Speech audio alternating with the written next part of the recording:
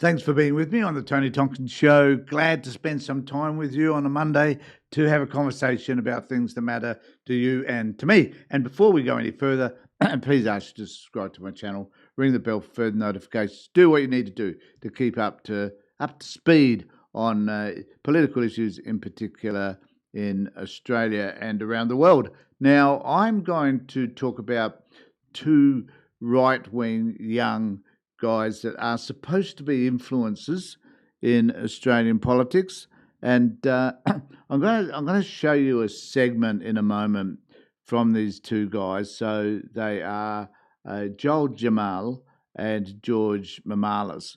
And what interests me with some of their conversations is they're so concerned about immigration, and yet, you know, if we adopted their immigration policies, this Greek dude, George Mamalis, and I don't know where, I'm not 100% sure where Joel comes from now, but also from an immigrant family, I would suspect probably wouldn't be here.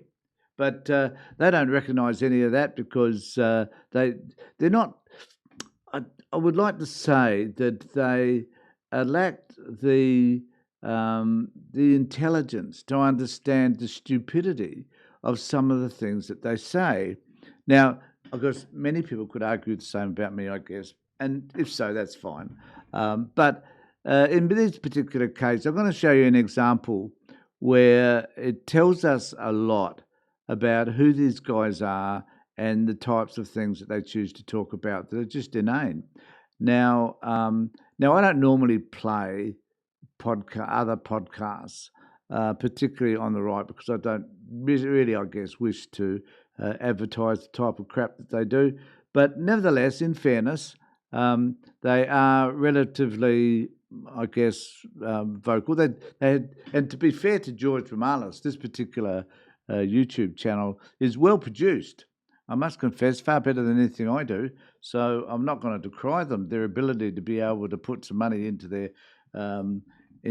their system and to be able to produce a video that I think is of a reasonable quality, apart from the lighting of George Mamalis, that I think is a bit suspect. But apart from that technical problem, it's pretty well produced. And I think they have 3 cameras and they've got a switcher that can switch from video to video, which is fine. Well done to you guys. But the substance of what they say is the real issue. And I'm just going to play this clip for you so that, and this is Joel talking about, he starts talking about his association with Charlie Kirk and his organisation, and how this has come to impact him and the type of work that he's doing.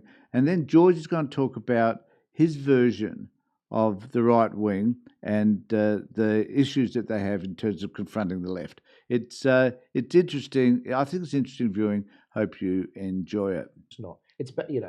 It's bad enough that we're divided in this country. We don't need to be throwing unfounded insults like that. Yeah. But I just wanted to clear that up because you did mention that to me yesterday, and I was just like, I'm not sure where this is coming from because the money hasn't landed. Yeah, I think it's just. He's talking about where Turning Point Australia, whether it was funded by Turning Point US, and according to Joel, it's not. So clear that up. That's fine. They're raising their own money through their own means. Whatever it is, so be it. The mistrust. We're seeing a lot of mistrust, particularly with the conservative right. We are probably the most hypochondriac of the political arms. The left are very. Not too sure what a hypochondriac in this context means, but obviously George does. Good at being united. They stand with a cause. They'll get right-wingers to be like, there's right-wingers, hardcore right-wingers that are in the Labor Party. Very staunch conservatives in the Labor Party. Who are they, George? I'd be most interested to know, because at this point, as you will soon see, he's talking out of his ass. The Premier of the state, apparently, from what I've heard from close friends, this is Adelaide, we know everyone. Apparently he's a very, very conservative man. Yeah. Apparently the Premier doesn't like transgenders. We don't know that. That's just bullshit, actually, George. Absolute bullshit. He's a Catholic, even though he doesn't vote that way. Yeah. I don't know what not voting that way. I don't know what he means by that either.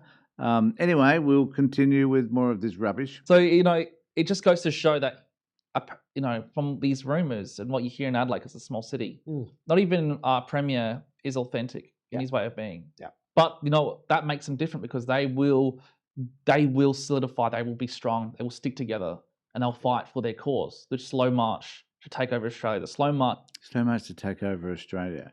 All coming from Malinauskas, the Premier. Well, a pretty tall order. But there again, I guess George is trying to make his point that the left are taking over Australian politics, and is not wrong on that count. To communism, the slow march of introducing policies Go towards communism, okay. that are similar to those you would see in North Korea. Yeah. North Korea. So he's gone the extreme here. That somehow we are moving towards a North Korean state. What a dick. And that's what we're seeing, where the right is all factions fighting, no unity. We don't trust this person. We don't trust that person. That person's a Zionist. That person's a Islamist. That person's there's always a name. Yeah. Or he's a Mason. Or he's a this. There is no unity there. And look, fair enough. It's fair enough. Honestly, you've got to give the devil their due. Like, the people's trust is an absolute low. This is the fourth turning. Yep. This is the fourth turning. Yep. For those of you the nerds out there that have read that book, The Fourth Turning, phenomenal book. 80 years ago, the institutions that made Australia great, they were created. And a lot of them basically have been falling by the wayside. I won't name them, but we are seeing right now the creation of new institutions, new newspapers, new campaigning organizations, new political parties. Okay, so I just wanted to play that bit to let you know that, it's good on these guys, I guess. I don't object to anybody having the right to be able to say what they need to say on either side of politics. But I just wanted to give you a taste for some of these so-called right-wing influences in Australia, and George in particular, because he comes from my state, South Australia. But they're supposed to have an incredible influence. In fact, Joel says on Turning Point Australia's webpage, he's amassed a digital following of more than 600,000 followers. I couldn't find where they are, but nevertheless, that's what they say, because he's a creator of a podcast, which I'm quite happy to mention, called The Ark. So maybe they're extremely successful. I'm not too sure. And he's the owner and publisher of The Light Australia. So that's an online newspaper, I think. So these guys are busy, which is good for them. But as I've just explained, and as you've just witnessed, they talk shit. And they don't know, and it's almost like they lacked the intellectual capacity to understand that a lot of what they're saying just doesn't make sense. The idea that we're somehow heading towards some sort of North Korean state is just so ludicrous and stupid that it makes you wonder where these guys are coming from. But these are the guys that are influencing often young men to vote on the right of politics because their views are not tested, or they're not argued, or there's no other person having a conversation with them from the left about alternative views, I guess. So let me know what you think in the comment section below. Do you follow any of these people? Do you understand who they are? Do you agree with their version of and description of the right wing? In fact, George's description of the right wing I thought was quite interesting, as he seemed to think that they were rather divided.